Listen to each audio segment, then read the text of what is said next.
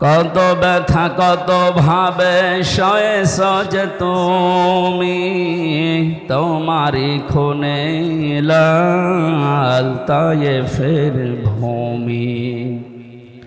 ফেরেশতা এসে চায় ধ্বংসের হুকুম, লৌহ মাখা মোহাম্মদ প্রাণেতে হাসরাত। হে আল্লাহ ক্ষমা করো এ তায়েফবাসীর,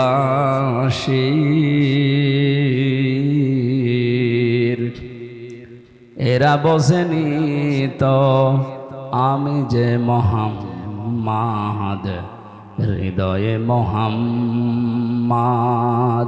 পৃথিবীতে এখন প্রায় 228টা রাষ্ট্র, স্বাধীন পরাধীন মিলে। আমার যা লেখাপড়া আমার আয়ত্তে বলছি, এখনো 7টা দেশ বাড়তেছে, 235টা দেশ হবে কয়েকদিন ইনশাল্লাহ। 7 সিস্টার ভেঙে যাচ্ছে না? ওরা পাকিস্তান থেকে আমাদেরকে আলাদা করেছে, এই জন্য নাকি ওরা আমাদের পরম বন্ধু। তা আমরা আপনাদেরকে আরো 7টা দেশ বের করে দিচ্ছি, আমরা আপনাদের বড় বন্ধু। আপনারা এক ভাগ করে যদি বন্ধু হন, আমরা কয় ভাগ করছি? আরো বেশি হবে। কারণ উনি বলেছিলেন যে বাবরি মসজিদ যেভাবে টুকরা টুকরা করেছে, আল্লাহর এই ঘরকে ভারত এত টুকরা করবে আল্লাহ ইনশাল্লাহ। অত টুকরা হলেও অসুবিধা নেই। অনেকে মনে করে তাহলে রাষ্ট্র হয়ে যাবে এক জেলার মতো। হ্যাঁ, সিঙ্গাপুরে গেলাম, এই মাথা থেকে ওই মাথা মাত্র 43 কিলোমিটার। মাত্র 43 কিলোমিটার যদি একটা দেশ হয়, ভারতের তো 100টা দেশ হওয়া দরকার। হবে ইনশাআল্লাহ। তাহলে ভারতে আমার মনে হয় যেভাবে বাড়তেছে দেশ, 235টাও থাকবে না, 335টা হয়ে যাবে।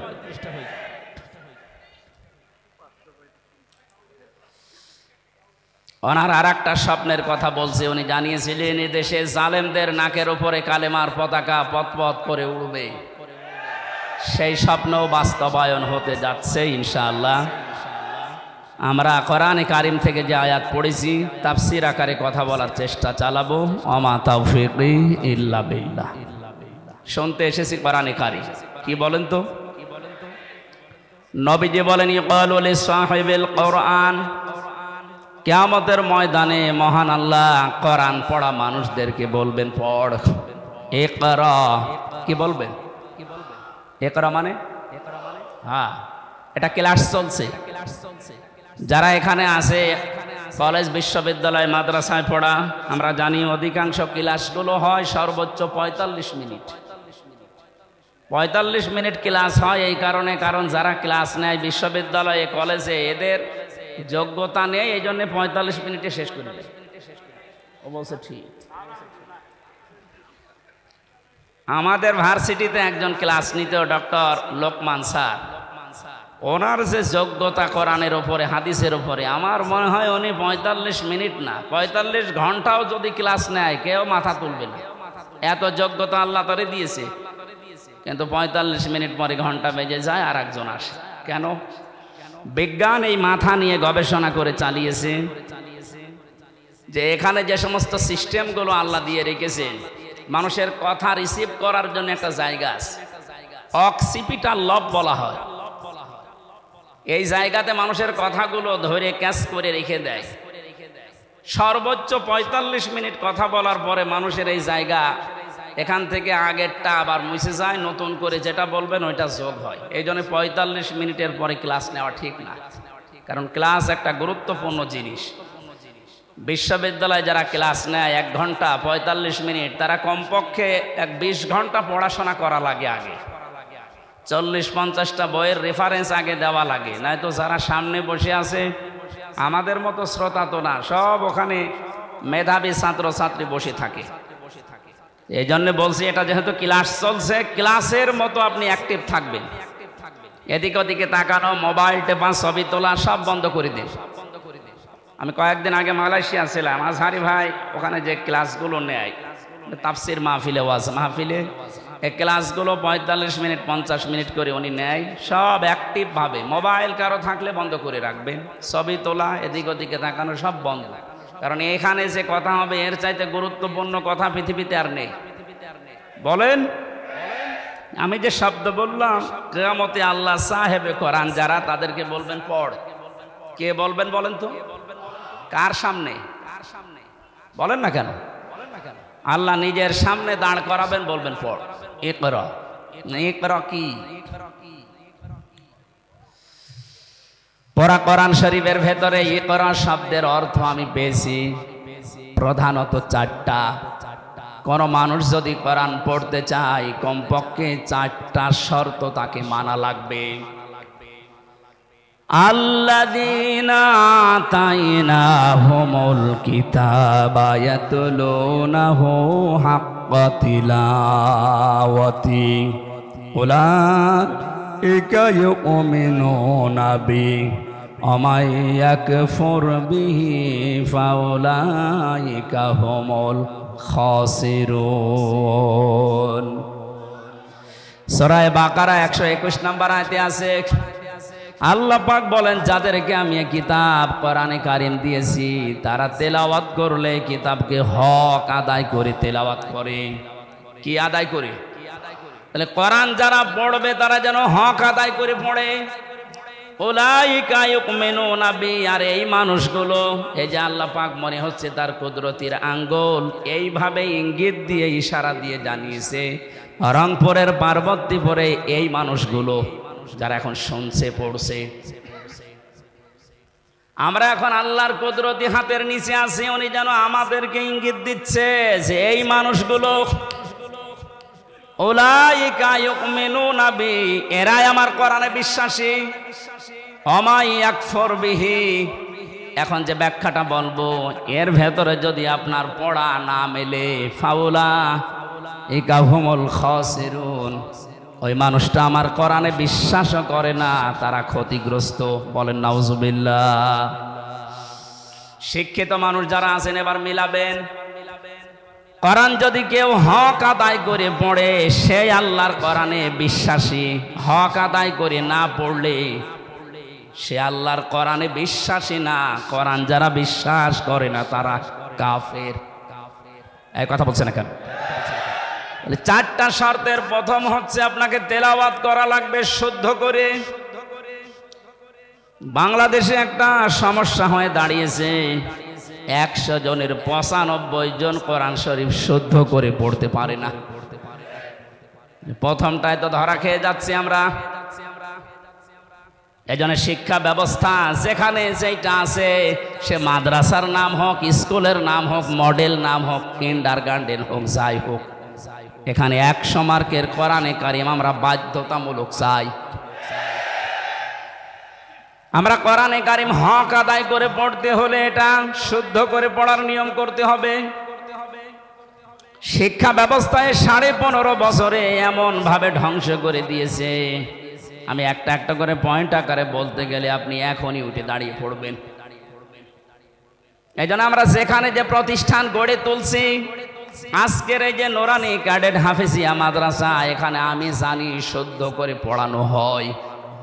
আরাতিলিল কোরআন তারতিলা, আল্লাহ পাক বলেন কোরআন পড়তে হলে স্পষ্টভাবে, সহি শুদ্ধভাবে, তারতিলের সাথে থেমে থেমে পড়ো, এ নির্দেশ কার? তাহলে আমরা প্রথম বুঝলাম, 1 নম্বরে যদি কেউ কোরআন পড়তে চায় হক আদায় করে, তাকে শুদ্ধ করে পড়া লাগবে।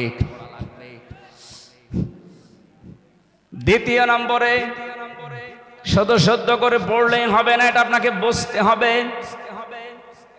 ফেরাউন তার রাজত্বে নিজেকে খোদা দাবি করার জন্য যে পয়েন্টগুলো সামনে এনেছিল, সেটার দ্বিতীয় পয়েন্ট ছিল এই, আসমানি কিতাব জনগণকে বুঝতে দেওয়া যাবে না। আমার মনে হয় 1000 বছর পর অনেকেই হামানের মতো মন্ত্রীর পরামর্শে, উপদেষ্টাদের পরামর্শে, লেডি ফিরাউন দুনিয়ায় যারা এসেছিল, তারাও আল্লাহর আসমানি কিতাব কোরআনে কারিমকে বোঝার পথ বন্ধ করে দিচ্ছিল। মানে দিয়েছে। কোরআন বোঝার মতো কোনো ইনস্টিটিউট দেশে খোলা হয় না, কোরআন গবেষণা করার মতো কোনো প্রতিষ্ঠান দেশে বানানো হয় না। লালনের জীবনী গবেষণা করার জন্য একাডেমি বানিয়েছে। লালন গবেষণাগার বানানো হয় এদেশে, লালন একাডেমি তৈরি করা হয়, অথচ কোরআনের একটা শব্দ নিয়ে আপনি চিন্তা ভাবনা করে নতুন কোন তথ্য বের করবেন সেরকম কোন প্রতিষ্ঠান এদেশে নেই। দুঃখজনক হলেও সত্য, আমরা ৯৬% মুসলমান। কত ভাগ? ৯৬%। ৯৬% আমাদের দরকার নেই।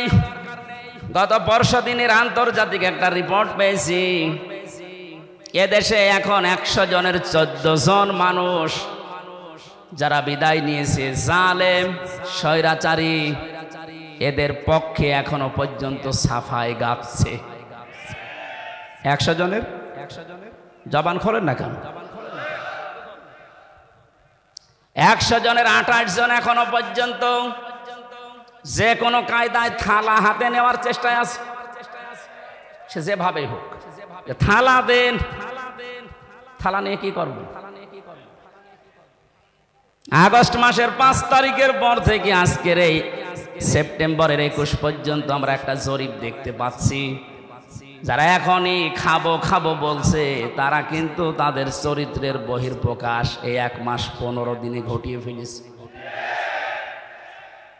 আনন্দের সংবাদে জরিপের শেষে লেখা আছে, এই দেশে ১০০ জনের ৫৮ জন মানুষ এখন চাচ্ছে আল্লাহর আইন এ দেশে কায়েম হোক। ভাই কথা বোঝার চেষ্টা করেন ভাই, তাকবীর পরে দিন।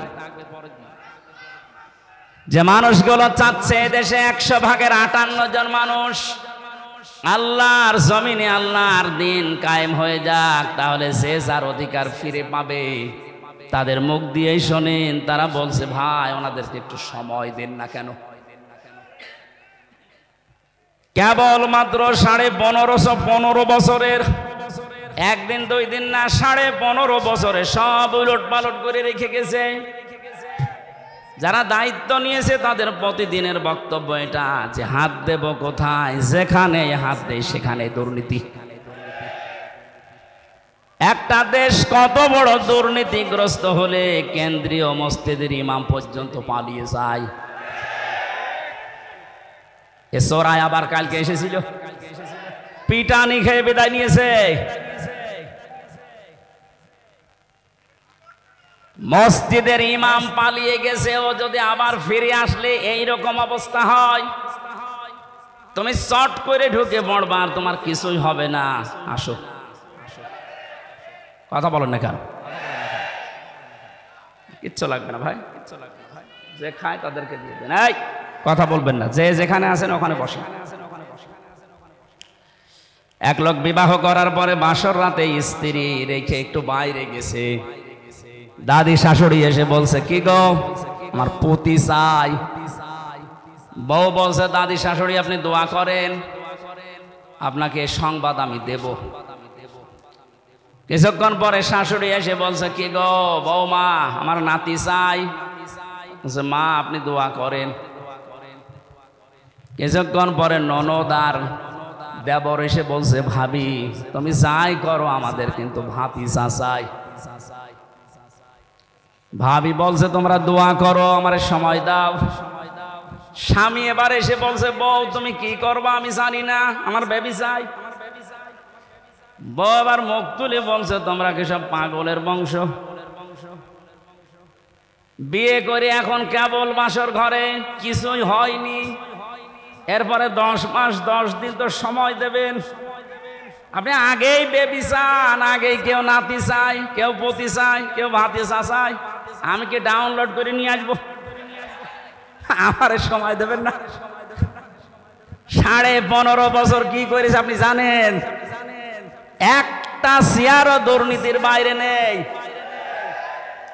যেইটারে মনে করতাম না এটা আল্লাহওয়ালা মানুষ দরবেশ, ওইটা আরো বড় খারাপ। দাড়ি কেটে নম হয়ে গেছে। সর্বোচ্চ দুর্নীতি এই লোকটার ৩৬,০০০ কোটি টাকা, আপনি কল্পনায় আনতে পারবেন না। রংপুর বিভাগের মানুষ তো এমনি গরিব, এদেরকে একটা নাম মানুষ দিয়েছে কেন জানি না, সে যে নামই হোক, কিন্তু আপনারা সহজ সরল, মানে সহজ সরল এত। আজকে গাড়ি নিয়ে আসার সময় হরেন দিচ্ছি, তাকিয়ে দেখ একটু সরে যাবে তো, মানে এত সহজ সরল হলে পারা যায়।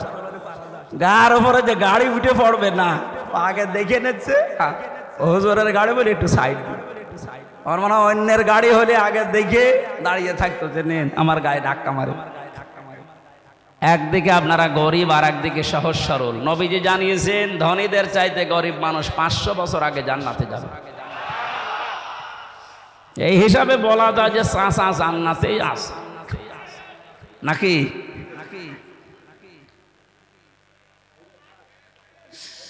আমার ভাইরা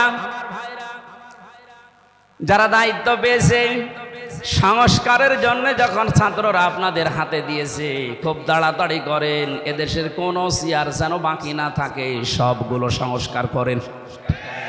কারণ এই জালেমদের দোসর এইগুলো। 1628টা চেয়ার ছিল বাংলাদেশে, মেন চেয়ার এই চেয়ার না, জয়গুলো ওই চেয়ারগুলো দিয়ে এ দেশ পরিচালিত হতো। আর ডিরেকশন আর তো দাদার কাছ থেকে। সুতরাং আমরা চাই এদেশের এই 1628টা চেয়ারের একটা চেয়ারেও যেন কোনো জালেম না থাকে, জালেমের দোসররা না থাকে, সবগুলো সংস্কার করে নতুন মানুষ এনে বসান। হ্যাঁ, কথা বলেন না কেন? এটা করার জন্য আপনাকে সময় কিছুদিন দেওয়া লাগবে না, 10 মাস 10 দিন, নাই তো কি ফ্লাক্স লোড করে নিয়ে আসবে।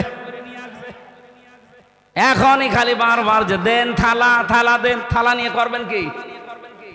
এ অবস্থায় যদি আবার ছেড়ে দেয় তাহলে এই 15 বছরের মতো দিনের ভোট রাতি হয়ে যাবে। এজন্য সংস্কার যখন চলছে আমরা আহ্বান জানাই যারা দায়িত্বে আছেন, আপনারা একটা সম্মানজনক সময় নিয়ে তাড়াতাড়ি সংস্কার করেন। একটা জালেমের দোসরকেও আমরা আর দেখতে চাই না। আল্লামা মামুনুল হক কয়েকদিন আগে ঘোষণা দিয়েছেন, এই দেশে যেই মানুষগুলো জুলুম করেছে 1628টা, এর বাকি যারা আছে থানায় ইউনিয়নে যারা জালেম বলে চিহ্নিত, এদের ছবি মোড়ে মোড়ে টাঙিয়ে দেন, যেন জালেমরা কিয়ামতের আগে দেশে আসতে না পারে। এই দাবি আপনারা করেন না? কিয়ামতের আগে দেশে আর জালেমরা আসতে পারবে না, সব ছবি টাঙিয়ে দেন। আসুক, চট করে ঢুকবে, আমরাও চট করে ধরবো, চট করে আর একেবারে আয়না ঘরে লাগিয়ে দেবো। আমি 10 দিন ছিলাম মাত্র, এই আমার জীবন অতিষ্ঠ হয়ে গিয়েছিল। আর ব্যারিস্টার আরমান 8 বছর। আপনি ভাবতে পারেন কত বড় কঠিন জায়গা এটা। মুফতি ফখরুল ইসলাম আমার সাথে ছিল জেলখানায়। উনি বলছিল আমার যখন এই আয়না ঘরে নিয়ে যায়, মাটির নিচে এই পায়ের ভেতর দিয়ে হাত উপর দিয়ে দিয়ে সামনে যে রডের বেড়া দেওয়া আছে, এই রডের সাথে দিয়ে হাত তালা লাগিয়ে দিত। আপনি যেটা কায়দ হবেন না, সেই কায়দা নেই। আমারে বলতো, হামজা ভাই, আমার মাঝে মাঝে মনে হতো আল্লাহ হয় মরণ দাও, না একটু শোয়ার ব্যবস্থা করে দাও।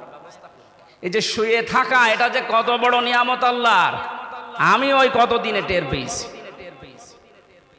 হাত যদি শুধু বেঁধে রাখতো তাও তো ঘুমানো যায়।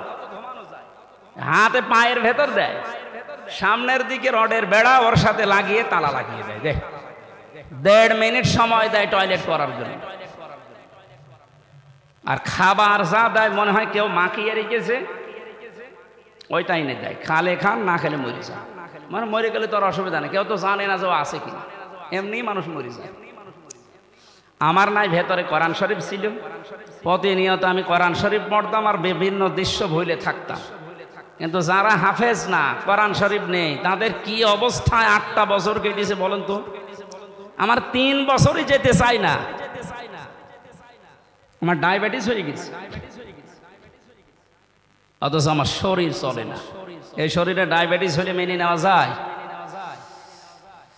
কি কষ্ট দিয়েছিল ওই মানুষগুলোকে। আমার মনে হচ্ছে এই দেশের 18 কোটি মানুষ যদি এই জালেমকে মাফ করে দেয়, ব্যারিস্টার আরমানের বউ জীবনও মাফ করবে।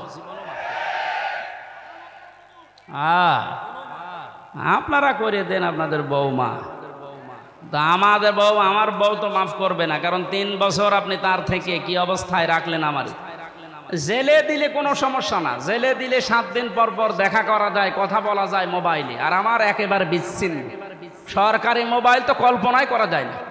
দায়িত্বে যেগুলো দিত সবগুলো হিন্দু, সুভাষ দাস, সুব্রত বালা, দেবদাস, দেবদুলাল, এ নাম শুনলেই মনে হচ্ছে যে এ কিছু না কিছু করবে। এসে 24 ঘন্টা পায়ের কাছে হাতের কাছে বসে থাকে। আমি তো কারোর সাথে কথা বলবো না। সবচাইতে বেশি ঝামেলায় লেগেছিল আমারে আর মাওলানা মামুনুল হক। আপনি কেন করলেন এইটা? এমনিতে জেলে দিতেন, আটকিয়ে রাখেন। এই কয়েকদিন আগে আমার মামলা সব খারিজ হয়ে গেছে। মানে আগস্টের 5 তারিখের পরে যেই মামলা তুলেছে সব খারিজ করে দিয়েছে বিচারপতি। বলছে কি দেখে মামলার বিচার করবো, এর ভেতরে কোনো মাল নেই। যা, আমি বলতে গেলাম যে বিচারপতি এ 3 বছর তো আপনার কাছেই ছিল, তখন তো বলেননি যে কোনো মাল নেই, এখন বলছেন কোনো মাল নেই, কি দেখে বিচার করবো? উনি এইটাই বলতো যে হুজুর আমার হাত বাঁধা ছিল। কি ছিল? এখন আমার হাত খোলা আছে, এখন আর তো কেউ বাধা দেওয়ার মতো নেই। এখন সত্যটা আমি সত্য বলে জানিয়ে দিলাম যে আপনি নির্দোষ, কোনো দোষ আপনার আমি পাইনি। আমার মনে হয় এদেশে 1628টা চেয়ার যে আছে, শুধু একটা চেয়ারের হাত খোলা ছিল, আর বাকি 1627টা চেয়ারের হাত বাঁধা ছিল। যারা লাফাতো এই কাকু থেকে শুরু করে হাসাও মাহমুদ থেকে, প্রত্যেকটা খালি আন্দাজে চাপা পিটা, ওদের কথায় বার্তায় কোনো মিল নেই। ওই একজনের শুধু হাত খোলা, উনি যা বলবে ওদের বলে আজকে এখন দিনে রাত 11টা 10 বাজে, ও যদি বলতো দিনের 11টা 10, এ জালেমের দোসরগুলো বলতো ঠিক আছে।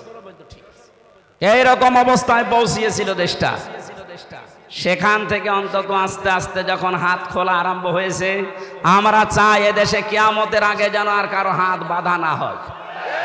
যে যেখানে আছে সব হাত খোলা থাকবে আবু সাইদের মতো। কথা বলেন ঠিক কিনা?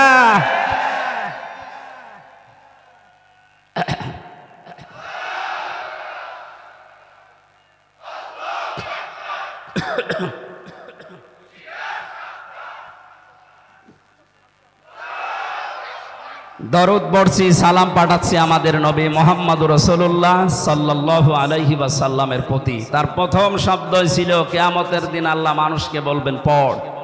পড়ার শর্ত বলছিলাম কয়টা? 1 নম্বরে পড়তে হবে শুদ্ধ করে, 2 নম্বরে বুঝতে হবে এই পড়া বিষয়টা। আমি ছোটবেলায় যখন 9-10 পড়তাম, ওই সময় একটা ছেলে পড়াতাম কুষ্টিয়াতে। একটা ছেলে আমার কাছে পড়ে, আমাদের ছোট নদী চলে বাঁকে বাঁকে। আমি বললাম এটা মুখস্থ করে আমার শোনা বাকাল। আমার বলছে হুজুর এই যে আমাদের ময়াকার দয়কার র একটা শব্দ লিখতে 4টা অক্ষর কেন লাগে এইটা আপনি বলেন, তারপরে আমি ছোট নদী পড়বো। আমি জানি না একটা শব্দ লিখতে, বাক্য লিখতে যে 4টা অক্ষর লাগে, আমি তো জানি না। চিন্তা করলাম আল্লাহ এর বয়স কয় বছর, এখনো দুধ ছাড়েনি, আর এ একটা শব্দ পড়বে সামনের শব্দে যাবে না যতক্ষণ আগেরটা না বুঝবে। অথচ 96% মুসলমান এই দেশে আল্লাহর কালাম পড়ে যাচ্ছে আন্দাজে, কিচ্ছু জানে না। আহ্বান জানাচ্ছে এই ছেলেটার মতো মন তৈরি করেন, যেটাই পড়বেন আগে বুঝবেন যে আল্লাহ এবং তার রাসূল কি জানাতে চায়, এরপরে শব্দ যাবে। কথা বুঝতেছেন? 3 নম্বরে শুধু পড়লে বুঝলেই হবে না, যতটুকু জ্ঞান আপনি পেয়েছেন এই জ্ঞানটা মানুষের কাছে নিজের জীবনের ভেতরে বাস্তবায়নের চেষ্টা চালাতে হবে। 4 নাম্বার শর্ত হচ্ছে শুধু নিজে মানলে হবে না, এটা মানুষের কাছে পৌঁছিয়ে দেওয়ার নিয়ত করা লাগবে। এই হাদিসের ব্যাখ্যায় আরেকটা হাদিস পেয়েছি, এদিকে তাকান। আন আবি হুরায়রা রাদিয়াল্লাহু তাআলা আনহু قال قال النبي সাল্লাল্লাহু আলাইহি ওয়াসাল্লাম, নবীজি বলেন বাল্লিগু আন্নি ওয়ালাউ আয়া। তোমরা যদি একটা বাক্য জেনে থাকো ওটা মানুষের কাছে পৌঁছিয়ে দাও। বাল্লিগ দেননি নবীজি, বাল্লিগু বহু বচন। আলেম যারা আছেন তাদেরকে বলছি, কোরআনে কারিমে আল্লাহ বাল্লিগু দেয়নি, দিয়েছেন বাল্লিগ। ইয়া আইয়ুহার রাসূল বাল্লিগ মা উনজিলা ইলাইকা মির রাব্বিক, হে রাসূল, আপনি তাবলীগ করেন, প্রচার করেন, ছড়িয়ে দেন, ছিটিয়ে দেন, জানিয়ে দেন, মানুষের ভেতরে প্রচার করেন যেটা আপনার রব আপনাকে দিয়েছে, তার নাম কোরআন শরীফ। তার নাম কি? আরো জোরে বলেন। কিন্তু এই কোরআন প্রচার করতে গিয়ে আপনার মনের ভেতরে যেন দুইটা জিনিস কখনো না আসে। কিতাবুন উনজিলা ইলাইকা ফালা ইয়াকুন ফি সাদরিকা হারাজুম মিনহু লিতুনযিরা বিহি ওয়া যিকরা লিল মুমিনিন। বলেন আল্লাহু আকবার। আল্লাহ পাক বলেন, এই যে কিতাবে কোরআন আপনাকে দিলাম, এটা যখন মানুষের মাঝে প্রচার করবেন তখন আপনি যেন কোনো ভয় পাবেন না, কোনো দ্বিধা দ্বন্দ্ব সংশয় সন্দেহ এগুলো আপনার মনের ভেতরে কাজ না করে। হারাজনের ব্যাখ্যায় মুফাসসিরিন ইকরাম লিখেছেন দুইটা বিষয়। এক নম্বরে, কোরআন প্রচার করতে গিয়ে কখনো এই ভয় পাবেন না যে মানুষ হয়তো না বুঝে অনেকেই মন খারাপ করতে পারে। এরকম মানুষ দেশে নেই? আছে। আল্লাহ যেটা জানাতে চাই আমিও ওইটা বলতে চাই। তো অনেক মানুষ আছে কোরআনের এই বক্তব্য না বোঝার কারণে আন্দাজে মন খারাপ করে থাকে ও মনে করে আমারে বলতেছে। দ্বিতীয় নম্বরে, কোরআনে কারিমে আল্লাহ যেগুলো দিয়েছেন ইবাদত হিসাবে আবাহমান কাল থেকে অনেকে এমন এমন ইবাদত আবিষ্কার করে করে যাচ্ছে যেগুলো আসলে কোরআনে নেই, ইসলামে নেই। হে নবী, আপনি যখন কোরআনের তাফসীর করবেন তখন ওইগুলো তো টিকবে না। ওই মানুষগুলো তখন আপনার প্রতি মন খারাপ করবে, খারাপ ধারণা করবে। আজকে বাংলাদেশে যেমন মাজারওয়ালারা করছে। মাজারের কোন অস্তিত্ব কোরআন হাদিসে আছে? হ্যাঁ আছে। আপনি মাজারকে সংরক্ষণ করে রাখেন, কোনো ইহানত যেন না হয়, অপমান না হয়, গরু ছাগল যেন নষ্ট না করে। তাই বলে সেখানে সেজদা দেওয়া লাগবে, গাঁজা খাওয়া লাগবে, নারী পুরুষ জেনা করা লাগবে? কোথায় পেয়েছেন?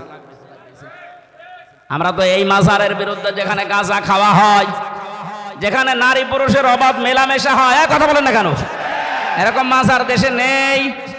আপনি আমার সাথে চলেন, আমি দেখাবো চট্টগ্রামে অধিকাংশ গুলোতে গাঁজার ফ্যাক্টরি আর নারী পুরুষের অবাধ জেনা।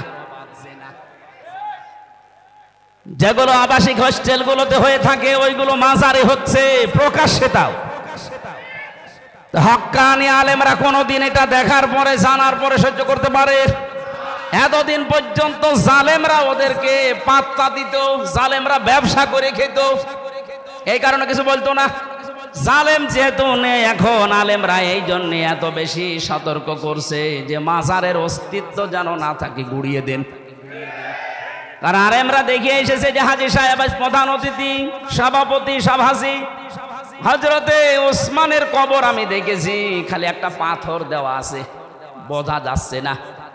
আর বাংলাদেশে গরু ছাগল মরে গেলেও কবর তিনতলা হয়। হযরতে ওসমানের মতো দামি মানুষ আপনার বাবা, যার কবর পাকা করা লাগবে। ওসমান রাদিয়াল্লাহু তাআলা আনহুর কবর যদি মাত্র একটা পাথর দেওয়া থাকে তাও বোঝা যাচ্ছে না আপনার বাবা কি। তাহলে বাল্লেগোর আমি ব্যাখ্যা করছিলাম যে বাল্লেগ না দিয়ে আল্লাহর নবী বাল্লেগও দিয়েছেন। এটা শুধু আমির হামজার কাজ না, যে যতটুকু জানবে ওইটাই তার প্রচার করা লাগবে, এটা ফরজ মনে করি। বাংলাদেশে এই দায়িত্ব যদি যিনি ছিলেন পালিয়েছে তিনি সহ যে যেখানে আমরা আছি মুসলমান যারা দাবি করি, প্রত্যেকে নবীর এই কথাকে যদি ফরজ মনে করে পালন করতে পারতাম, এই 15.5 বছরে কোনো কোরআনের মাহফিল বন্ধ হতো না। কারণ সবাই আমি প্রচার করি, যে যতটুকু জানি বাধা দেবে কে? বাধা দেবে তারও তো প্রচার করা ফরজ। কথা বলে না কেন? আমরা এই হাদিস না বোঝার কারণে আজ বহু বাধার সম্মুখীন হয়েছিলাম। এখন এটা যেহেতু মানুষ জানছে যে আমি যদি জানি কুল হুয়াল্লাহু আহাদ, এইটাও প্রচার করা নামাজের মতো ফরজ। তাহলে কোরআন পড়তে হবে। এই করার ব্যাখ্যা বললাম 4টা: শুদ্ধ করে পড়া, নিজে বোঝা, নিজে ওর উপরে কাজ করা, আর এটা মানুষের কাছে পৌঁছিয়ে দেওয়া। আল্লাহ এই 4টা শর্ত যারা মানে তাদেরকেই বলেন উলাইকা ইউমিনুনা বি, এরাই কোরআনে বিশ্বাসী। আর এই 4টা যারা মানে না, শুদ্ধ করে হয়তো পড়ায় কিন্তু বোঝে না, বুঝলেও হয়তো ওটা জীবনে মানে না, মানলেও এটা যে প্রচার করা লাগবে এই কাজে সে নেই, এটাকে সে ফিতনা মনে করে। মনে করে না প্রচার করতে গেলে না জানি আবার কে কি মনে করে, মন খারাপ করে কিনা, না বুঝে আবার উল্টাপাল্টা ধারণা আসে কিনা, সমস্যা হয় কিনা, এই জন্যই তো অনেকে চুপ থাকে। কথা বলেন। আমার রিমান্ডে 10 দিনই একই প্রশ্ন করেছিল যে অত বেশি বলার দরকার কি, আপনি চুপ থাকতে পারেন না, তাহলে তার এই মাটির নিচে আসা লাগে না। তাহলে ওরাও জানতো যেটা প্রচার করা, ও যা বলে বানিয়ে তো বলে না, সঠিক কথাই বলে, কিন্তু ওর মুখ বন্ধ করা লাগবে। যেন এমন এমন কড়া কড়া কাজ করেছিল আমার সাথে, আমার 11 ঘন্টা টাঙিয়েছে, কালো কাপড় দিয়ে চোখ বেঁধে, সামনে না পেছনে হাত বেঁধে, ডান্ডা বেড়ি লাগিয়ে মাজায় দড়ি দিয়ে টাঙিয়েছে। 1-2 ঘন্টা 5 ঘন্টা 11 ঘন্টা আমার নামাজ পড়তেও দেয়নি। 4 ওয়াক্ত নামাজ আমি আন্দাজে পড়েছি, কারণ সব বাধা। 1.5 মিনিট 2 মিনিট সময় দিতে খালি প্রসাব করে আসি, মাটির নিচে তো কিছু বোঝা যায় না। এরপরে শেষে যখন আর রাজি হয়নি, বলছে এই আকিজ গ্রুপে আমি চাকরি করতাম, আকিজের বিরুদ্ধে বলা লাগবে। সর্বশেষ বলেছিল জামাতে ইসলামী বাংলাদেশ এবং ছাত্র শিবিরের বিরুদ্ধে যে কথাগুলো লিখে দিলাম, ওরা জঙ্গি সংগঠন, এগুলো বলা লাগবে। যদি না বলেন আপনার বউ তুলে নিয়ে আনবে। বলেন কোথায় ওদের চরিত্র পৌঁছিয়েছে? যেগুলো অফিসার ছিল আমার মনে হয় সবগুলো বাইরের দেশ থেকে ট্রেনিং দেওয়া। এদের চরিত্র এত খারাপ, আল্লাহর ভুল ধরতো মাঝে মাঝে। আরে ভাই তুই আমার মামলার বিষয়ে জিজ্ঞাসা কর যে এই বিষয়ে আপনি কিছু জানেন কিনা, না ও আল্লাহর ভুল ধরে। অথচ মুসলমান, নাম জাহিদুল ইসলাম, নাম আতিকুল ইসলাম, শেখ ইমরান, ডিসি মান্না, আসাদুজ্জামান, মনিরুল ইসলাম, কি সুন্দর সুন্দর নাম দেখেছি। আসাদুজ্জামান মানে কি? জামানার বাঘ। মনিরুল ইসলাম স্ট্যাটাস দিয়েছে কালকে, এই শয়তানরা যদি দেশের মানুষ ধরতে পারে, জঙ্গির নাটক সাজিয়ে বিনা কারণে হাজার হাজার মানুষের জীবন নষ্ট করছে। জঙ্গি কিসের জঙ্গি? হ্যাঁ, ওরা নিজেরাই জঙ্গি। এই দোষটাকে অন্যের ঘাড়ে চাপিয়ে কি করে দেশের ইসলামপন্থী যারা আছে তাদেরকে কাবু করা লাগবে, ঘায়েল করা লাগবে, আর বাইরের দেশকে এই ইস্যুটা কাজে লাগিয়ে কিভাবে অবৈধ ক্ষমতায় থাকা যায়। তাছাড়া কিচ্ছু না। 3 বছরে তো আমি কোনো জঙ্গি পাইনি। কয়েকজন আছে জেলখানা একটু উগ্র, জঙ্গি না। জঙ্গি কোথায় পাচ্ছেন দেশে? কিছু উগ্র মানুষ আছে, এই মানুষগুলোকে জঙ্গি বলে বাইরের দেশকে দেখায় যে দেশে আছে। আমরা যদি না থাকি এ দেশ জাহান্নাম হয়ে যাবে। তোমরা থেকে কি করেছো? খালি টাকা পাচার করেছো। টাকাগুলো সব ফেরত নিয়ে আসা হবে। এ দাবি আপনি করেন না? কারো টাকা বাইরে না থাকবে, সব টাকা ফেরত নিয়ে আসা হবে। যারা টাকা আনতে পারবে না তাদের বউ ছেলে মেয়ে সব রাষ্ট্রের কাজে লাগানো হবে। আর ওদের 14 বংশ এ দেশে অবৈধ ঘোষণা করা হবে যদি টাকা বাইরে থেকে না নিয়ে আসতে পারে। টাকা আপনার বাবার টাকা নাকি? রংপুরের খেটে খাওয়া মানুষের এই ঘাম ঝরানো পয়সা আপনি 36,000 কোটি টাকা পাচার করলেন। আপনি মানুষ, আপনাকে তো 100 বার টুকরা করলেও এ দেশের মানুষের ঝাল মিটবে না। কালকে বাংলাদেশের সর্বোচ্চ জায়গায় যারা আছে তাদের ভেতরে একজন, আমি নাম নিলাম না, উনি ঘোষণা দিয়েছেন আল্লামা সাঈদীকে যেভাবে ফাঁসি দেওয়া হয়েছিল বিনা দোষে বিনা কারণে, ফাঁসির রায় দিতে তো পারেনি, শেষে যাবজ্জীবন দিয়েছে, আমৃত্যু দিয়েছে। কিন্তু যারা দিয়েছে ওদের বিরুদ্ধে একটাও মিথ্যা কথা বলা লাগবে না, শুধু সত্য কথা দিয়েও যদি বিচার করা যায় তাও 1000 বার ওকে ফাঁসি দেওয়া যাবে। 1000 বার। কি করেছেন আপনি নিজে নিজে ভাবে। অনেকে বলছে যে কিছুই করেনি, পদ্মা সেতু বানালো। কিসের পদ্মা সেতু বানিয়েছে?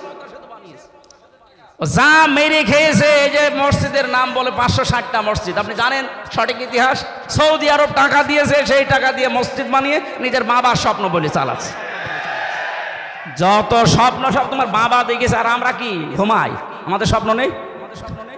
কোরআনের পাখির যে স্বপ্ন ছিল ওই স্বপ্ন এখন বাস্তবে রূপ আসতেছে ইনশাআল্লাহ। যখন 100 জনের 58 জন চাচ্ছে আর কিছুদিন যেতে দেন, এই দেশের 100 জনের 100 জন মানুষই চাইবে আল্লাহর কোরআন দিয়ে দেশ চলুক। কারণ 53 বছর তো আমরা দেখলাম, একটু শোনেন, 53 বছরে বাবা চালিয়েছে, স্বামী চালিয়েছে, চাচা চালিয়েছে, ভাবি চালিয়েছে, বোনও চালিয়েছে, বাবু চালায়নি। আমরা দেখলাম কি হয়। এখন শুধু বাকি আছে আল্লাহর এই কোরআন দিয়ে দেশ চললে কেমন দেখা যায়, এটা আমরা দেখতে চাই। এই কথা বলেন না কেন? এটা দেখতে চাই না? এটা দেখবেন, এটা যদি কায়েম হয় তখন বুঝবেন যে কেমন সুন্দরভাবে দেশ চলছে। কেউ না খেয়ে থাকবেন ইনশাল্লাহ। আমরা যতটুকু আশা পাচ্ছি, দেখতে পাচ্ছি ভরসার জায়গা, এদেশের মানুষ যদি আর কয়েক % বেড়ে যায়, আর বাড়বে আমি ইচ্ছা করে আশা করছি, কারণ কয়েকদিন আগে 10 জন মুসলমান হয়ে গেল এই দিনাজপুর, এর আগে 2 জন চুয়াডাঙ্গা, এর আগে 1 জন গাইবান্ধা, এর আগে 1 জন এই চট্টগ্রামের কি লালদিঘি, হতেই আছে অমুসলিমরা। আর মুসলমানরা তো একেবারে ছোট সালেম আর মাঝারি সালেম ফিরে আসতেছে, কারণ বড়গুলো তো সব তালিকা করা, ও আসবে না। আমার কুষ্টিয়ার যে 2 জন ছিল তালিকা, কোথায় যে পালিয়েছে, ওর বাড়ির ইট পর্যন্ত মানুষ খুলে নিয়েছে, পায়খানার প্যানও খুলে নিয়ে যা।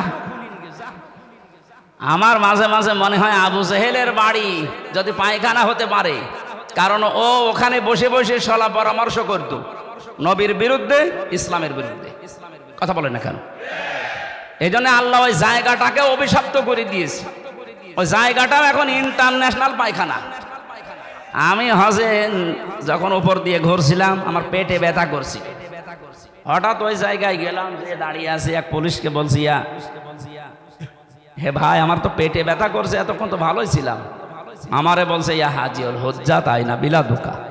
হাজি দেশ কোথায়? যেহেতু মেন বাংলাদেশ, আমি বাংলাদেশ থেকে এসেছি। আমার বলছে, আপনি জানেন না এটা কোন জায়গা? না তো। আবু জেহেলের বাড়ি, আপনি এখনো পায়খানা না করে দাঁড়িয়ে আছেন, তাড়াতাড়ি করে। কাজ করে দেখে আমার পেটের ব্যথা ভালো হয়ে গেছে। তার মানে আল্লাহ আমাকে বোঝাতে চাইছে যে হামজা, এত লক্ষ টাকা খরচ করে আসলে আর ওই শয়তানের মুখে পায়খানা না করে চলে যাবা, তাড়াতাড়ি কর। কাবার পাশে ওর বাড়ি, এত দামি জায়গা, শুধু ইসলামের বিরুদ্ধে অবস্থান নিয়ে জালেমের থাকার জায়গা যদি আল্লাহ গজবের জায়গা বানিয়ে দেয়, এ বাংলাদেশেও যে সমস্ত জায়গায় বসে বসে আলেমদের বিরুদ্ধে, ইসলামের বিরুদ্ধে ষড়যন্ত্র করত, ওই জায়গাগুলো জাতীয় পায়খানা বানানো। আমার কে বললাম বুঝে বলছেন তো ঠিক নাকি আন্দাজে? আবু জেহেলের বাড়ির সাথে এ বাড়ির যাদের মিল আছে, সে যে নম্বরই হোক, এই নম্বরগুলো আমরা পায়খানা বানাতে চাই। সারা বিশ্বের মানুষ দেশ দেখতে আসবে আর জানবে যে এই জায়গায় গেলে পেটে ব্যথা হবে। কথা বলে না কেন? কারণ এই গজবের জায়গা এগুলো, যেখানে ইসলামের বিরুদ্ধে ষড়যন্ত্র হয়তো বসে বসে দুর্বিসন্ধি করত, কি করে আলেমদের ফাঁসি দেওয়া যায়, কি করে আলেমদের আটক করে রাখা যায়।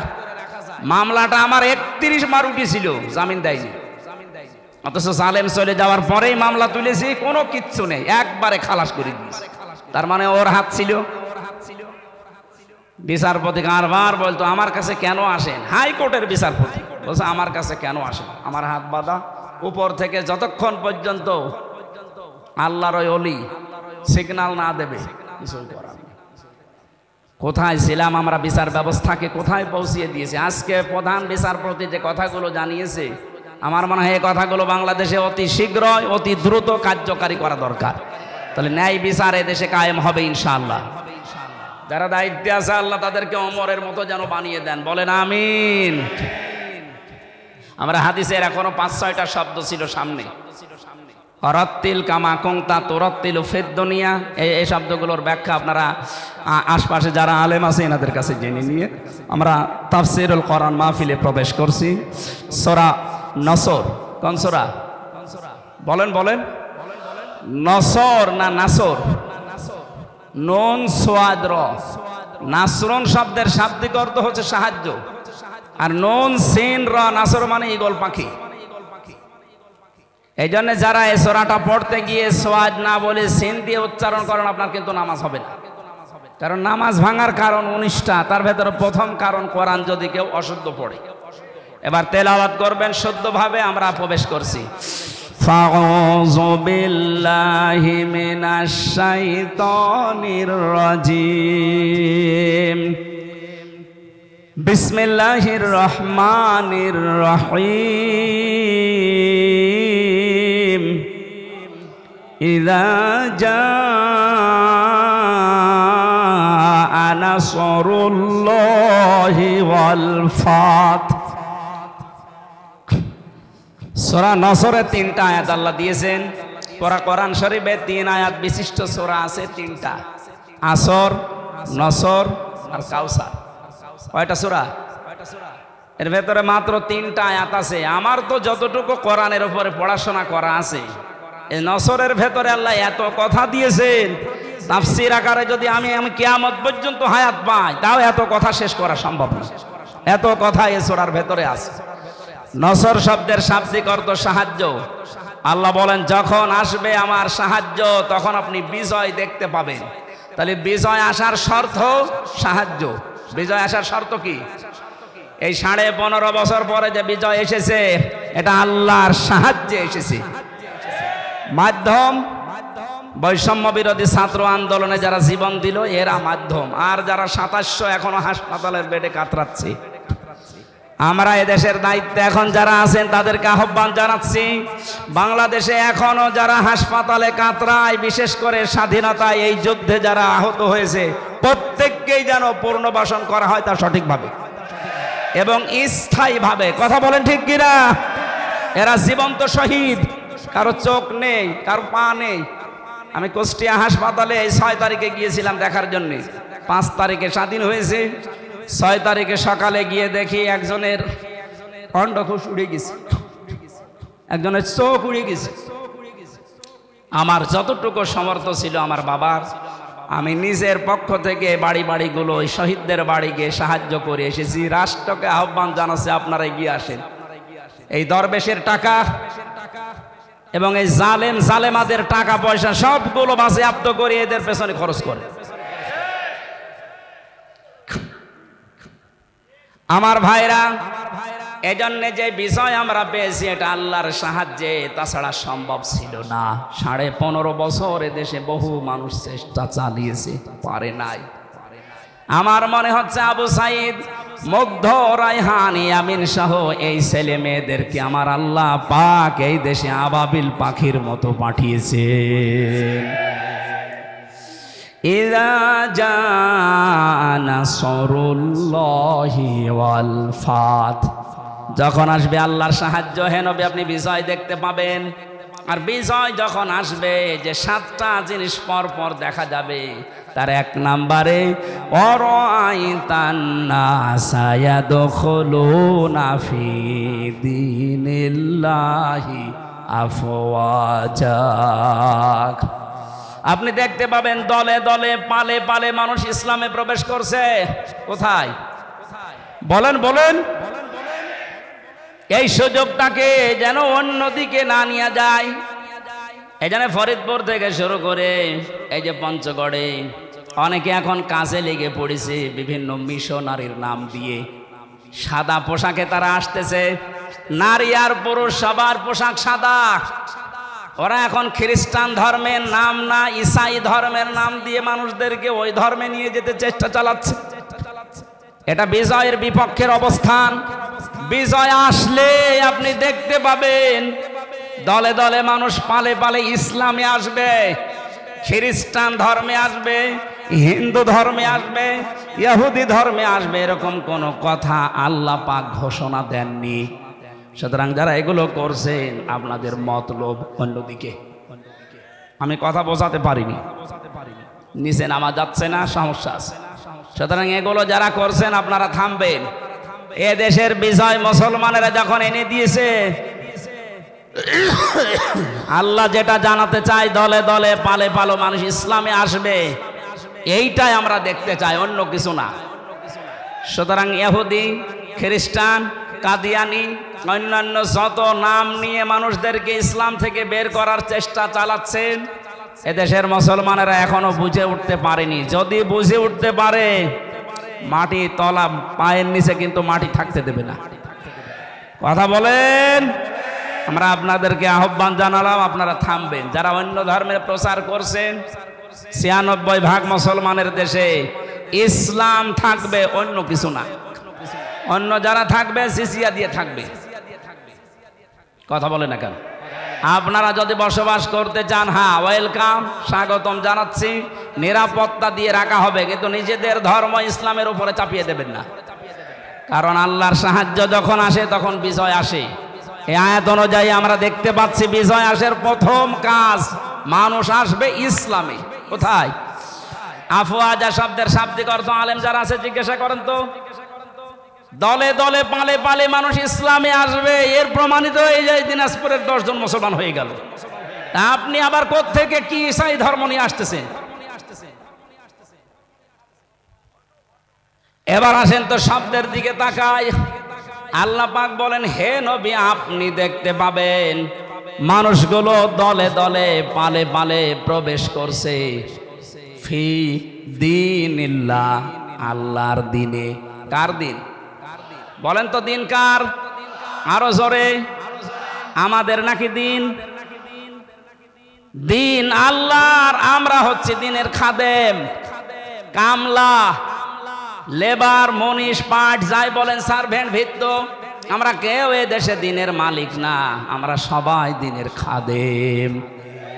দিনের খাদেমে কথা বলতে লজ্জা হয়, শরম লাগে, নিজেকে ছোট মনে হয়। আরে বিশ্ব নবী ছিলেন দিনের খাদেম। প্রচার করতে গিয়ে যখন কাফেরেরা পাথর দিয়ে আঘাত করত, ঢেকে ফেলতেন মারতে মারতে, হযরতে জিবরাইল এসে যখন পাথরগুলো সরিয়ে ফেলেন, নবীজি আহত অবস্থায়, ক্ষত বিক্ষত অবস্থায়, কথা বলতে পারেন না, এমন কঠিন অবস্থায় বলতেন, ইয়া আখি জিবরাইল, হে ভাই জিবরাইল, আমার কাজটা সকালবেলা থেকে কি? অন্য কোন কাজ আছে আমার? ফেরেশতা জিবরাইল বলতেন, ইয়া রাসূলুল্লাহ, আল্লাহ পাক আমাকে জানাতে চেয়েছেন, বলতে বলেছেন এই কথা যে সকালবেলা থেকে আপনার কাজ এই দিনের খেদমত করা, কারণ দিন প্রচারের জন্য দিনের খাদেম হিসাবে আল্লাহ আপনাকে পাঠিয়েছেন। দিনের মালিক নবীজিও না, দিনের খাদেম ছিলেন তিনি। আমরাও দিনের খাদেম। বাস্তবতা এবার সামনে নিয়ে আসছি আমরা। আজ 53 বছরে দিনের খেদমত করছে এদেশের অনেক মুসলমানেরা, চেষ্টা চালাচ্ছে দিনের খেদমতের যে সমস্ত পর্যায়গুলো আছে, মানুষকে দিনের দিকে নিয়ে আসা, ডাকা, দিনকে আল্লাহর জমিনে কায়েম করা, যে যেভাবে পারছি আমরা চেষ্টা করছি।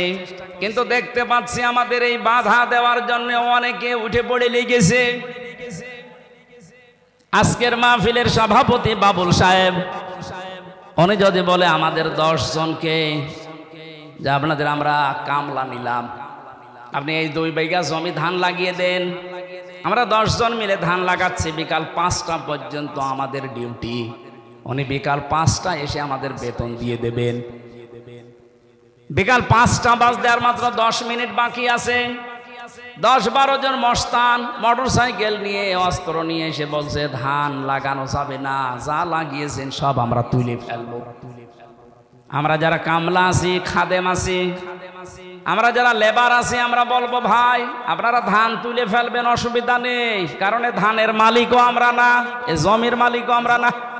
কথা বলে না কেন? আমাদের একটা উদ্দেশ্য আছে এখানে কাজ করার। উদ্দেশ্যটা হচ্ছে এই জমিন যার, তিনি এখানে নেই, কিন্তু আমরা হচ্ছে পাহারাদার। এ ধান আমরা বহু কষ্ট করে লাগিয়েছি সারাদিন। আপনারা যদি ধান তুলে ফেলতে চান ফেলেন, কিন্তু আর 10 মিনিট পরে, কারণ আর 10 মিনিট পরে মালিক আসবে, আমাদের বেতন দিয়ে দেবে, বেতন নিয়ে আমাদের সংসার চলবে। আপনি যদি এখনই তুলে ফেলেন, এখনো তো 5টা বাজেনি, মালিক এখনো আসেনি, উনি এসে যদি দেখে ধান সব তোলা হয়ে গেছে, আমাদের বেতন দেবে না। কথা বলেন না কেন?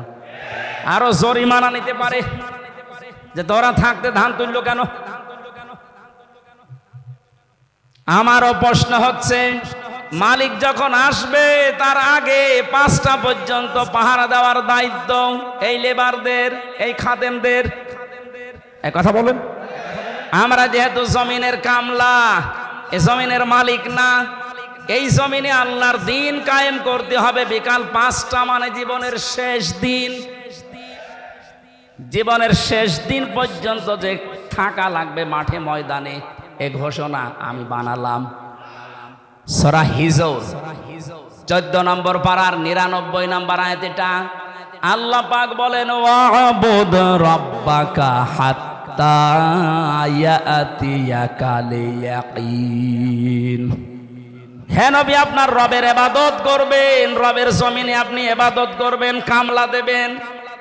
কতদিন পর্যন্ত? যতদিন আপনার মরণ না আসে। তার মানে জমিনে দিন কায়েম করার জন্য চেষ্টা চালাতে হবে। জীবনের শেষ দিন বিকাল 5টা মরণ পর্যন্ত। এর ভেতরে যদি কেউ বাধা দিতে আসেন, ওই ধান তুলে ফেললে যেমন মাস্তানদের সাথে হাতাহাতি হওয়া, কথা কাটাকাটি হওয়া, মারামারি হওয়া, খুন খারাপি হওয়া সম্ভাবনা নেই? বলেন বলেন বলেন। সুতরাং এই জমিনেও আমরা বিকাল 5টা পর্যন্ত কাজ করব। এর ভেতরে যদি কেউ বাধা দিতে আসেন, হাতাহাতি হবে, কথা কাটাকাটি হবে, মারামারি হবে, প্রয়োজন হলে মেরেও ফেলতে পারে। কারণ আমাদের বেতন দরকার। আমাদের বেতনের নাম জান্নাত। দেবে কয়টায়? 5টায়। বলেন বলেন। যেহেতু এখনো বিকাল 5টা বাজে নাই, মানে জীবনের শেষ দিন আসে নাই।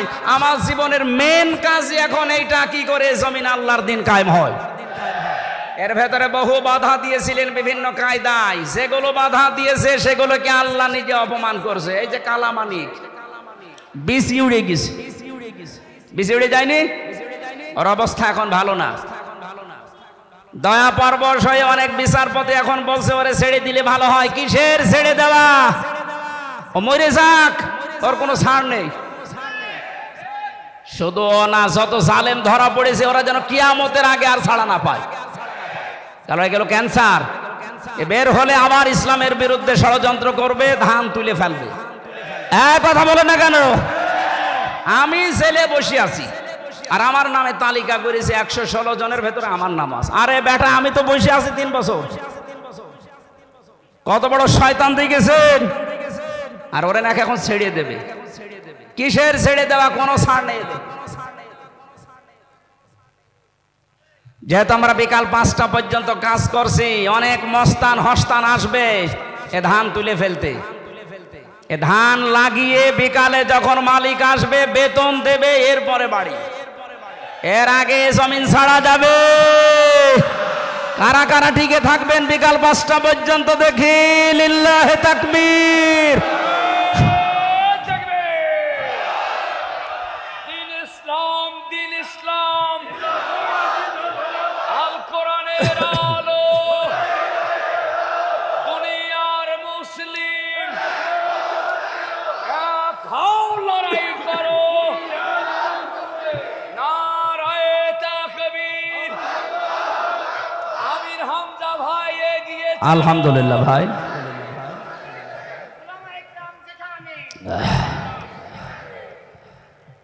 হ্যাঁ, আমাদের একজন উপদেষ্টা গতকালকে জানিয়েছেন এদেশকে সংস্কারের জন্য ওলামা একরামের ভূমিকা রাখতে হবে এবং রাখার সুযোগ দিতে হবে। সুতরাং ওনার কথায় আমি সাপোর্ট দিচ্ছি। এদেশে আলেমরা যেন ভালো ভালো জায়গায় যায়। ধর্ম উপদেষ্টা উনি ঘোষণা দিয়েছে এদেশের আলেম এবং মাদ্রাসায় যারা পড়ে, শুধুমাত্র মাদ্রাসা আর মসজিদ নিয়ে থাকলে হবে না, স্বপ্ন দেখতে হবে কিভাবে রাষ্ট্র চালানো যায়। কোনো মহিলার দরকার নেই। আমরা চাই এই সমস্ত জায়গাতে যেন পুরুষ মানুষের, এবং যে পুরুষ আল্লাহ রসুলকে বিশ্বাস করে দুনিয়া চলে, তাদেরকে এই জায়গায় আমরা চাই। কথা বলুন।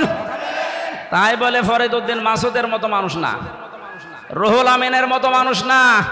এগুলো আলেম নামে ক্যান্সার। ইসলামের সবচাইতে বড় ক্ষতি করেছে 15.5 বছর এই জালেমগুলো। বাতিলের 5 আটা গোলামি করে কওমি জননী নাম দিয়ে কওমি মাদ্রাসার ইজ্জত মিরিস। এই 3 বছরে যত কওমি আলেম আমার সাথে ছিল, অধিকাংশগুলো ওর নাম ধরে বরদোয়া করতো জেলখানায়। যেই দিন কওমি জননী নাম দিয়েছে জালেমাকে, সেই দিনই বরদোয়া হয়েছে। মাওলানা মামুনুল হক, শাকাওয়াত হোসেন রাজি ভাই যারা ছিল, বসে একটা কাজ করলো, আমাদের তো সব উল্টাপাল্টা করে ফেললো। কত বড় মানুষ জালেম হলে একজন আলেম নৌকা মার্কা নিয়ে দাঁড়ায় বলেন তো, হ্যাঁ?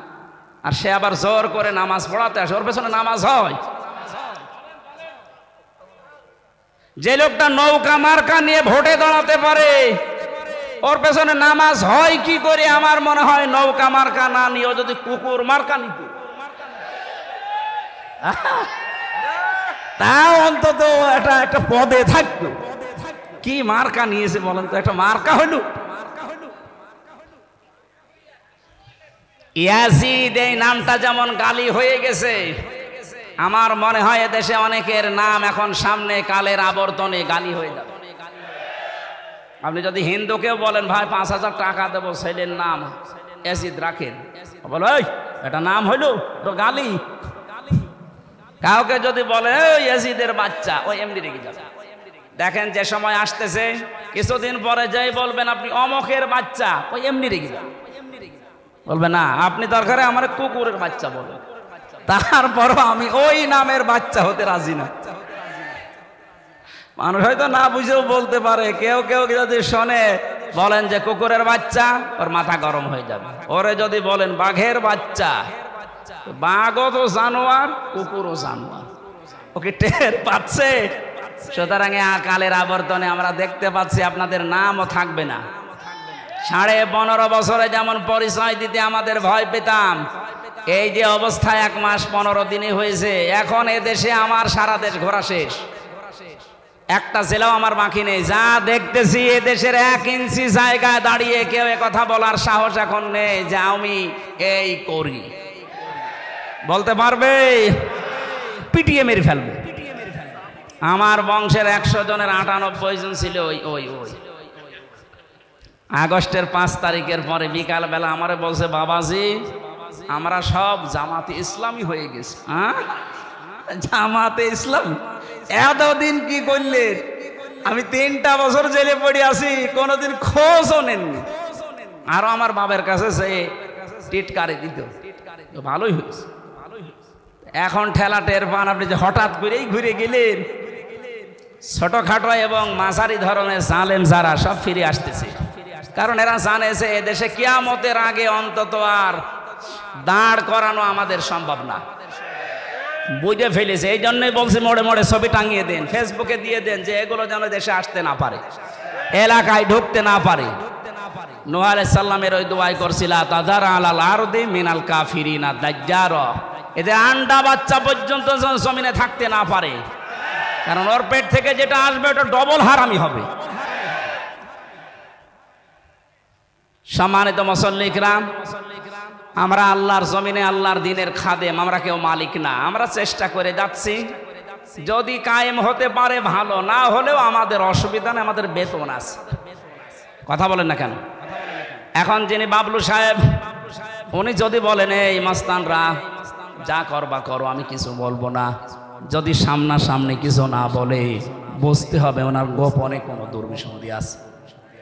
কারণ এখন হয়তো কিছু বলছে না, কিন্তু সেই দিন ধরবে মস্তানদের বাপ বলার সময় দেবে না।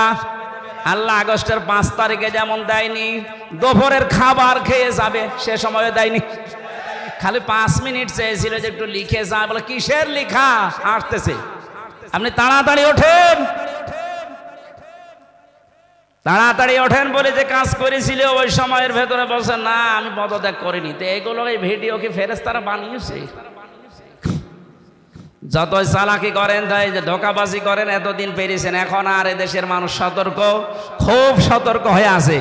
বাংলাদেশ জামাতে ইসলামের কেন্দ্রীয় আমির সেদিন কুষ্টিয়ায় গিয়েছিল, উনি ঘোষণা দিয়েছে আমরা কিন্তু এখন সজাগ। এদেশের 100 জনের 86 জন মানুষ এখন সজাগ, 14 জন শুধু একটু ঘরে আছে। এই ঘর কেটে যাবে ইনশাল্লাহ, যখন পিঠের ওপরে পড়বে তখন ঘর এমনি কেটে যাবে। পড়তেছেও মাঝে মাঝে, এদেরকে দিয়ে জালেমারা একটু মাঝে মাঝে দেখে যে হ্যাঁ ওরা জেগে আছে কিনা। প্রথমে লাগিয়েছিল অন্য ধর্মের লোকদেরকে, হালে পানি নেই। এরপরে লাগিয়েছে প্রধান বিচারপতিকে দিয়ে একটা কু তৈরি করে, পারেনি। এরপরে লাগিয়েছে আনসারদের। কিসের আনসার? 42,000 আনসার নিয়োগ হয়েছে, তার ভেতরে 32,000 গোপালগঞ্জ। তা আমরা যে এখনো 63 জেলার লোক আছি, আমরা কি ঘাস কাটছি? সবই যদি ওই জেলার হয়, তো বাংলাদেশে 63 জেলা জেলা না? পার্সেন্টেজ হিসাবে ভাগ করে দিতে পারেন না? সবগুলো ওখান থেকে। এই জন্যই তো ওরা লেগেছে। 17 বছর কোথায় ছিলেন আপনার অধিকার নিয়ে? হঠাৎ এখন শুরু করেছেন। পুলিশ ছাড়া যদি দেশ চলতে পারে, ও আনসার ছাড়া চলবে এক আধ দু, কোনো দরকার নেই, সাতা বিলুপ্ত করে দিন। এই জন্য আমাদের উদ্দেশ্য হচ্ছে দিন কায়েম করা এদেশে। যেহেতু দিন আল্লাহর, আর আমরা সব কামলা, আমরা সব কামলা, খাদেম, লেবার, মনীষ, জন, পার্ট, সার্ভেন্ট, ভিত্ত যাই বলেন, আমরা চেষ্টা চালাচ্ছি আমাদের বেতনের জন্য। বিকাল 5টায় যখন আল্লাহ আমাদেরকে বেতন দেবে, বলবে যা ওয়াসিকাল্লাযীনা তাকাও রাব্বাহুম ইলাল জান্নাতি যুমারা। 70,000 গেট তৈরি হবে আমাদেরকে রিসিপশন করার জন্য। আজ এই দেশের নেতা যারা আসে বিভিন্ন জেলাতে, মন্ত্রী, এমপি, তাদের জন্য 8টা, 10টা, 15টা গেট হয়। আল্লাহ আল্লাহ আমরা এমন খাদেম আল্লাহর দিনের 70,000 গেট আল্লাহ বানাবে। আল্লাহ যেন এই ভাগ্য আমাদের কপালে লেখেন, বলেন আমিন। সুতরাং বিজয় আসলে যে সমস্ত কাজ সামনে আসবে, তার একটা আরম্ভ হয়ে গেছে। দিন যত যাচ্ছে, এদেশে দিন কায়েম হোক, এটা অনেকেই চাচ্ছে। 58 ভাগ যখন হয়ে গেছে, এটা মিথ্যা নয়। ফাসাব্বিহ বিহামদি রাব্বিকা ওয়াস্তাগফির। আমাদের কাজ এখন আল্লাহর কাছে ইস্তেগফার করা, নত হওয়া, বিনয়ী হওয়া, তার কাছে তওবা করে ফিরে আসা। ইন্নাহু কানা তাওয়াবা, অবশ্যই তিনি তওবা কবুলকারী। তওবা কবুল হওয়ার জন্য শর্ত আছে 3টা। কয়টা বলেন বলেন? 1 নম্বরে অপরাধ করার পরে স্বীকৃতি দেওয়া। আমি সহ যারা এখানে আছি, এই কান লাগান, আমরা প্রত্যেককে আল্লাহর কাছে এখন প্রকাশ্যে স্বীকৃতি দিচ্ছি যে আমরা অপরাধী। বলেন বলেন, আমরা অপরাধী না? আমরা গোপনে না, প্রকাশ্যে বলছি আল্লাহ আমরা অপরাধী। 2 নম্বরে আমরা অনুশোচনা করছি, অনুতপ্ত আমরা। 3 নম্বরে জীবনে যা ভুল করেছি, ওই ভুলে আর কোনোদিন ফেরত যাব না। আল্লাহ আমাদের তাওবা অবশ্যই কবুল করবেন, কারণ তিনি গফুর, গফফার, সাত্তার সব নাম নিয়ে বসে আছেন। এই মাহফিলটা মাদ্রাসার উন্নয়নের জন্য দিয়েছিলেন। সভাপতির কাছে আমরা একটু আহ্বান জানাচ্ছি, ওনারা শুনতে চাচ্ছে যে আপনি কি দেবেন।